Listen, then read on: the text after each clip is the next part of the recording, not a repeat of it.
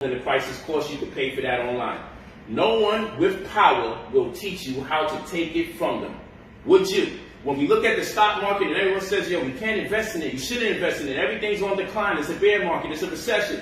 I'm telling you that this is a widespread, popular rumor promulgated into our communities by powerful people to ensure that you remain powerless.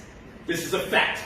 Right here we have the original Apple computer. This is very important. I want you to walk with me because I say invest now despite what they say. Let's go to iPod Shuffle, October 23rd, 2001. It cost $399. Let's go here, original base model iMac, $1,299. I left the date out, but that's August 15th, 1988. And of course we have the first Mac right here. But what I really want you to look at, this is very important. If you would have spent $399, not on this mechanism in 2001, but in this company, Apple, your $399 today would be $58,000, which is 14,500% that of your money. Okay? And if you went to the original base model iMac, which costed $1,299, and instead of putting that money into this mechanism, more rather, you put this money into the company, that $1,299 would give you $178,000 today, which is 13,500% that of the money that you put into the stock. And lastly, this $2,495 for the original Mac computer, had you put that into the stock itself, in 1984, it would be the equivalent, just about, of $960,000 today. Almost $1 million would have turned over from $2,495 in your shares. And that is a 38,500% turnaround. Now, I'm telling you this because what I want you to understand, if you realize the pattern here, what we can take from this is, if something entices you to patronize a company, if the product really has your attention, you're like, man, I need it. Perhaps you should look at that dollar amount and put that same dollar amount into at least a share, a stock, several shares, whatever it's worth, the equivalent into that company first. Be an owner first before you be a patron. Okay? They don't teach that in school. Stop putting money in their children's hands. So who's the parent? Karen is the parent. When this blackface thing started, this whole conspiracy, people said, Brother Polight, are you going to throw away your Gucci clothes? If you don't throw away that belt on your waist, you're a bitch. And you know what? Gucci's a bitch. And you know what? Mayweather's a bitch. We seen you at Saks Fifth Ave, but I want you to understand this. That when people mobilize you and they tell you, we're going to boycott, and there's a maturation date of 90 days, that's insane. I've never heard of a boycott that had a maturation date. You knew when you was going to stop boycotting? I thought we keep boycotting until we see the results. Our demands are met. That was very weird.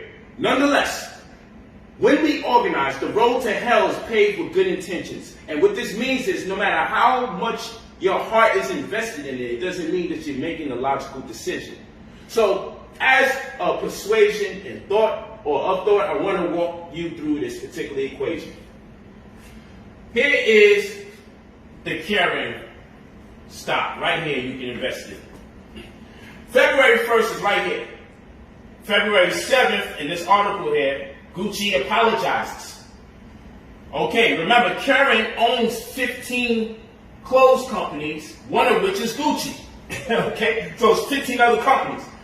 What's interesting is coronavirus definitely put a hit on this stock. But black people, I believe, well, according to this, black people raised the value of the Karen stock, which means vicariously they raised the value of Gucci. One thing that we can surmise is that the reason why Gucci went up is because black people said, you know what, we're going to stop buying Gucci. Of course, they promoted it like hell. We're going to stop buying Gucci, and what we're going to do is buy St. Laurent or Balenciaga. Unbeknown to the uneducated brother or sister that's angry, being organized by other angry, uneducated brothers and sisters that mean well, when they burnt their Gucci, the next day they was wearing Balenciaga and St. Laurent and all these other people. And that enthusiasm, that zealousness to not buy Gucci but to buy the other clothes, they didn't even realize they was buying the same damn companies or they was promoting the same energy. Okay? We got duped because our people don't educate us properly. And what another thing you want to do as a community is actually purchase the stock collectively so you have buying power. If enough of us would have bought into Gucci, that would have been a whole nother conversation. Okay, because we'd be the owners of that damn company. That's another conversation for another time. So, 14 years of schooling. I have a problem with this because from pre-K to 12th grade, you go to school for 14 years and no one teaches you food, clothing, or shelter. We come out here not knowing how to cook, and we do. We learn outside of school. We don't know how to crochet or sew. And we damn sure never heard of no mortgage hypothecation. We ain't never learned nothing about security instruments, securities purchase agreements. We ain't learned nothing about UCC uniform commercial codes, earnest money deposits, nothing. Administrative affidavits of specific negative averment with opportunity to cure on counterclaim and amnesty, nothing. So by the time you graduate, the only thing you can be is powerless. Because the people that are in power are just going to employ you. Because you can't even provide food, clothing, and shelter for yourself. We got to see it for what it is.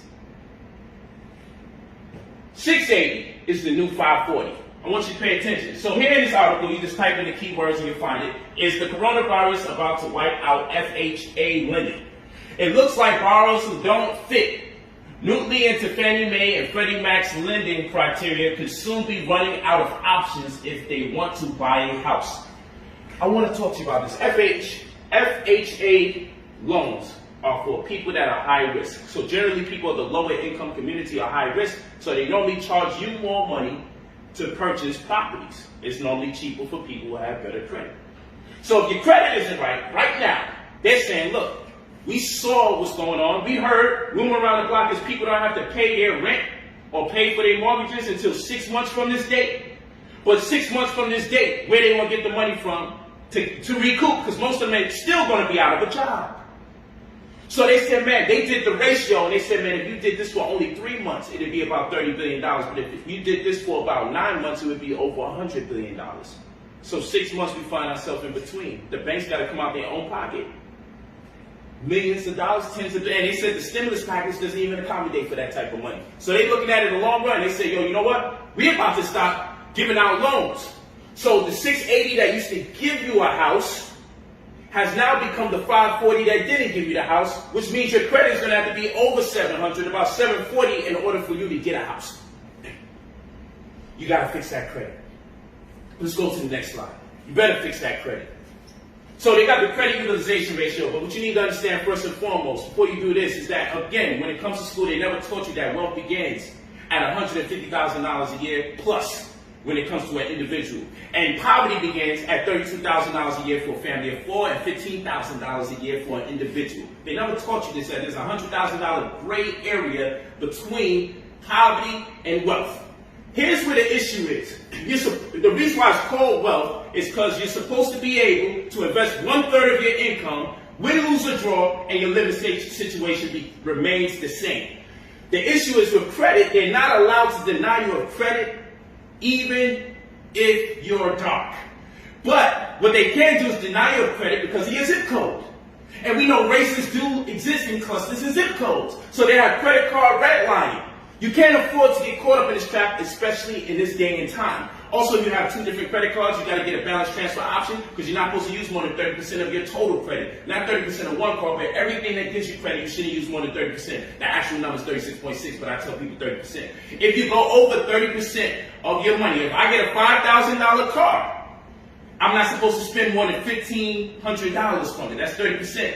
If I spend anything in excess, I need to carry it over to the other card per the balance transfer option, and my credit score will actually go up because of that. I also need to move in a neighborhood that's highly reputable, has a fair semen tax equalization ratio, and low crime rate, highly reputable school district. And what that'll do is if I get mail in that area where people are making over $150,000 a year, it'll boost my credit score.